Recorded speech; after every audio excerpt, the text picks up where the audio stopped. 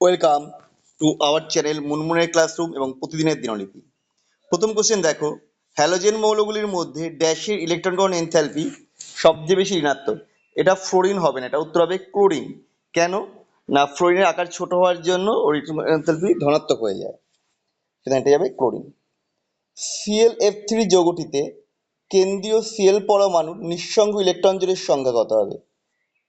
এটা হবে দুটো হবে, কারণ এখানে কেন্দ্রীয় পরমাণু Cl এর বাইরের কক্ষে 7টা ইলেকট্রন ছিল, তার মধ্যে 3টি ইলেকট্রন ফ্লোরিনের সাথে বন্ধন করতে ব্যবহৃত হয়ে গেছে, বাকি 4টি ইলেকট্রন নিঃসঙ্গ জোড়ে পড়ে গেল, অর্থাৎ দুজোড়া নিঃসঙ্গ জোড় রয়েছে।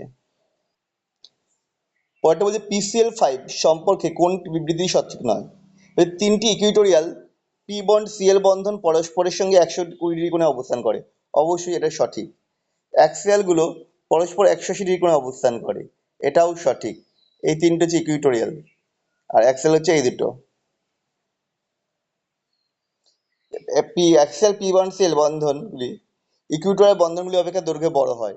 এই দুটো দৈর্ঘ্যে বড় হবে, এটা এবং এটা, কারণ ওই এগুলোর সাথে বেশি বিকর্ষণ ঘটে। ভুল হচ্ছে PCl5 অণুটি সক্রিয় নয়, এটা ভুল।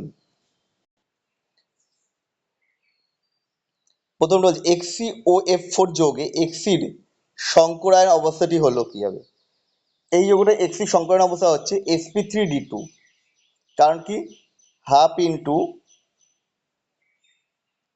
এইচ এখানে কত হচ্ছে, কেন্দ্রীয় পরমাণুর মোট ইলেকট্রন জোড়ের সংখ্যা 8 প্লাস একযোজী পরমাণুর সংখ্যা 4, তাহলে তাহলে আসছে হাফ ইন্টু 12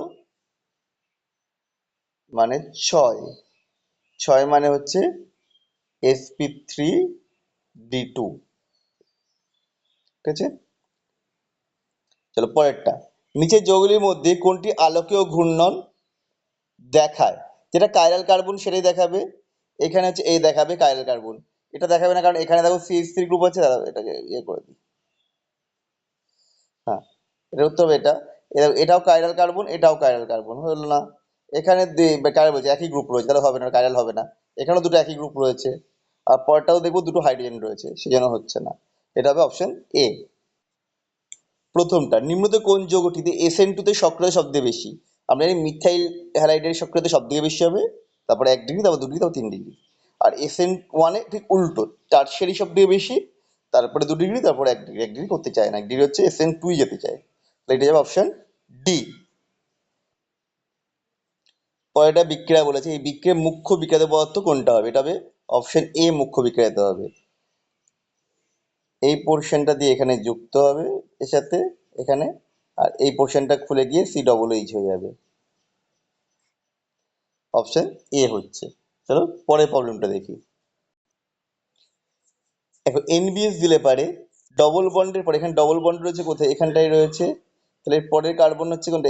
এটা নিয়ে হচ্ছে ব্রোমিন গ্রুপ, অর্থাৎ এটা হয়ে যাবে অপশন সি। সেটা হচ্ছে অপশন সি হবে কি, দাঁড়াচ্ছেন ভুল বলছি আমি, এটা NBS দিলেও এখানে ঢুকতে পারবে না, কারণ ডবল বন্ডের পাশে কার্বনটা সে থেকেই হাইড্রোজেন, এটা হচ্ছে অপশন এ হয়ে যাবে কুশেরটা। না, সি হবে, কারণ এটা হচ্ছে NPS দিলে দ্বিবন্ধনের পাশে কার্বনটা যাবে, মানে এটাতেই যাবে, একটা হাইড্রোজেন সরিয়ে এখানে প্রবেশ করছে। পরে একটা বড় কোশ্চেন দিয়ে দিয়েছে, একটি অ্যালকোহল এ ডিহাইড্রেশন করলে একটা যৌগ বি পাওয়া যায়। এরপর কি বলেছে, যার ওজোনোসিসের ফলে ফর্মালডিহাইড আর অ্যাসিটোন পাওয়া যায়। ওজোনোসিস করলে ফর্মালডিহাইড অ্যাসিটোন পাচ্ছি বি এর, তার মানে বি যৌগটাতে মধ্যে কি হবে? ডবল বন্ড থাকবে, আর একদিকে থাকবে ফর্মালডিহাইড আর অ্যাসিটোন। ফর্মালডিহাইড মানে HCHO, HCHO, ওটাকে আমি পাশে দেবো, CHO মানে তৈরি করলাম, আর এদের হচ্ছে অ্যাসিটোন মানে সি, এদিকে থাকবে CH3, এদিকেও থাকবে CH3, আর মাঝখানে থাকবে ডবল বন্ড ও। তাহলে এই দুটো যদি বাদ দিয়ে দিই, দিয়ে এখানে যদি ডবল বন্ড দিই, তাহলেই পেয়ে যাবো হচ্ছে বি যৌগটা, তার মানে CH3 C double bond CH2। এখানটায় যে কটা রয়েছে এটা তার মানে বাদ, এটা বাদ, তার মানে এই দুটো অপশনের মধ্যে উত্তর আসবে। আচ্ছা, বি যৌগে ক্ষারীয় কেবল দ্রবণে কে বর্ণন করে সে তো হবেই।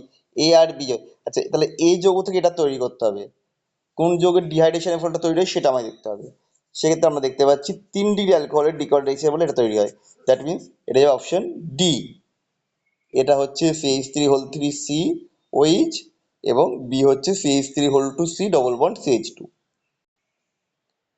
পরের কোশ্চেন কি বলছে, বিবৃতি 1, বিউটান 1 পূর্ণাঙ্ক ইথক্সি ইথেন অপেক্ষা বেশি হবে, ইথার অপেক্ষা অ্যালকোহলের পূর্ণাঙ্ক বেশি হয়, কারণ হাইড্রোজেন বন্ধনের ব্যাপকতার জন্য অ্যালকোহল অণুগুলি তীব্রভাবে জোটবদ্ধ থাকে। অর্থাৎ এখানে এ এবং বি আর উভয় সঠিক এবং আর হলে এর সঠিক ব্যাখ্যা। পরেরটা, জিঙ্ক গুঁড়োর সাথে ফেনলের পাতন করলে কি হবে, ফেনলকে জিঙ্ক গুঁড়োর সাথে পাতন করলে বেঞ্জিন উৎপন্ন হয়, তার মানে এর পরেরটা হয়ে যাবে বেঞ্জিন, অপশন বি। পরেরটা, ফেনলকে ক্লোরোফর্ম NaOH দিয়ে বিক্রিয়া করলে কি তৈরি হবে, এটা হবে মানে তৈরি হচ্ছে স্যালিসাইলডিহাইড তৈরি হবে, এই বিক্রিয়ায় অংশগ্রহণ করে কি কার্বিন, CCl2, অপশন এ হবে। এখানে অংশগ্রহণকারী ইলেকট্রোফাইলটা হচ্ছে কার্বিন। আমাদের ভিডিও তোমাদের কেমন লাগলো কমেন্ট করে জানিও, আবার দেখা হবে নেক্সট ভিডিওতে।